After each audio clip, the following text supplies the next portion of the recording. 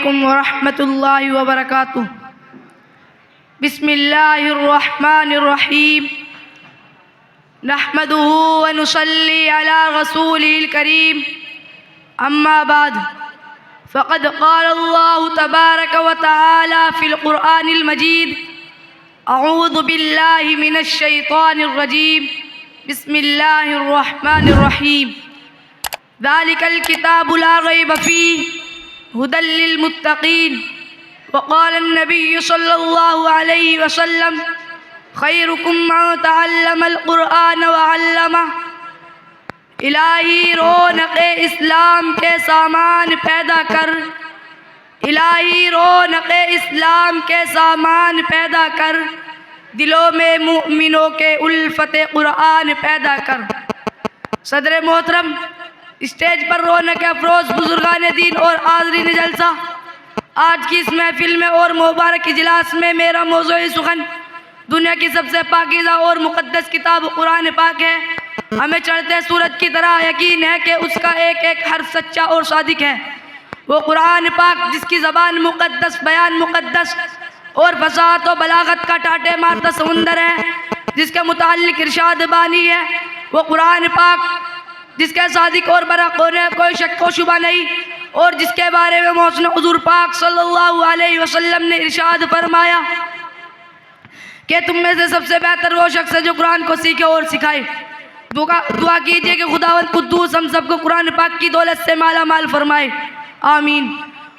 नौजवान दोस्तों, कुरान पाक को रब्बे ज़ुल जलाल की तरफ से अता करदा वो हसीन तोहफ़ा है कि जिसने 23 वर्ष की कलील मुद्दत में पूरे आलम में वो इनकलाब पैदा कर दिया जो बड़े से बड़े फुसहा, बुलगा, उदबा और शुआरा हैरान शुद्दर रह गए, जिसकी आयतों को सुनकर पत्थर दिल मोम हो गए।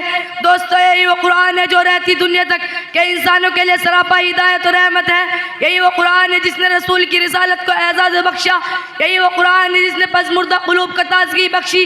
हाँ, यही वो कुरान है जिसकी बरकत से जिन्नात और शयातीन का आसमानों पर जाना बंद हुआ। यही वो कुरान है जिसकी बरकत से इज़्ज़त और रफ़ात के शामियाने गड़ गए। यही वो कुरान है जिसकी बदौलत महबूब हक़ीक़ी को रज़ा नसीब हुई। यही वो कुरान है जो सच्चाई और अमानतदारी का दर्स देता है। यही वो कुरान है जिसकी बदौलत महबूब हक़ीक़ी को रज़ा नसीब हुई। यही वो कुरान है जिसकी नज़ीर पेश करने से सारी दुनिया आजिज़ और क़ासिर रही। यही वो कुरान है जिसका मिसल पेश करने से अरब के फसीह और बलीग ज़बान दानी के दावा करने वालों ने घुटने टेक दिए। मोहतरम हज़रात, आज के इस नाजुक दौर में इस कलाम पाक को फजूल समझा जाता है, इसके अल्फाज के रटने वाले का हिमाकत बतलाया जाता है। कहा जाता है कि इसका रटना और बेसमझे पढ़ना बेसूद है।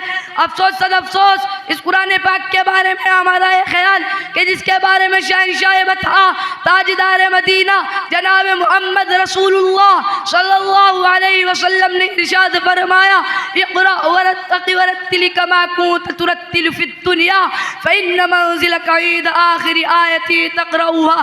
क़यामत के दिन हाफ़िज़ कुरान से कहा जाएगा कि कुरान को पढ़ता जा और जन्नत के दर्जों पर चढ़ता जा और ठहर ठहर कर पढ़, जैसा कि तू दुनिया में ठहर ठहर कर पढ़ा करता था। बस तेरा मकाम और ठिकाना वही है जहाँ आखिरी आयत पर पहुँचे। हज़रात, क़यामत का मैदान होगा और ऐसे 10 आदमी जिनके लिए जहन्नम वाजिब हो चुकी होगी, हाफिज़ कुरान अपने रब की बारगाह में सिफारिश करेगा, परवरदिगार आलम उसकी सिफारिश को कबूल करेगा और उनको उस हाफिज़ कुरान की बरकत से निजात आता होगी। जहाँ निसार साहबा इकराम के कुतुब खाने में कोई किताब कुरान पाक के अलावा कोई किताब न थी, वो उसी को लेकर आगे बढ़े और कामयाबी उनके कदम चूमती चली गई। वो कुरान ही था जिसकी बरकत से बदर के मैदान में 313 ने मक्का की किस्मत पलट दी। आज हमें करोड़ों में मगर दूसरी कौमें हम पर सवार हैं। जान हमारी महफूज नहीं, माल हमारा महफूज नहीं, इज्जत और आबरू के साथ हमारा खिलवाड़ है। ना हमारी मसाजिदें महफूज हैं, ना हमारे मदारिस महफूज हैं। जुल्म सितम की चक्की हमारे लिए घूम रही है। मोहतरम हज़रात, अगर हम माजी की तरह हाल मुस्तकबिल को रोशन और ताबनाक बनाना चाहते हैं तो कुरान पाक से वाबस्ता होना होगा, वह सीने से लगाना होगा। अगर हम चाहते हैं कि दुनिया के साथ साथ हमारी आखिरत भी संवर जाए तो उसकी तालीमात पर अमल करना होगा। खुदा न खास्ता आज हमने अपने बच्चों को 2 पैसों के लालच में दीन से दूर रखा और हमारी नज़रें उखरवी नीमतों के बजाय दुनियावी डिग्रियों पर रही, तो याद रखिए खुदा के वहाँ जवाब देना होगा। इसी पर मैं अपनी तकरीर को ख़त्म करता हूँ। दुआ कीजिए कि अल्लाह ताला तमाम मुसलमानों को कुरान सीखने और सिखाने की तौफीक नसीब फरमाए, आमीन। वमा अलैना इल्लल बलाग। माशाल्लाह, बहुत शानदार तरीके से माशाल्लाह तकरीर पेश की।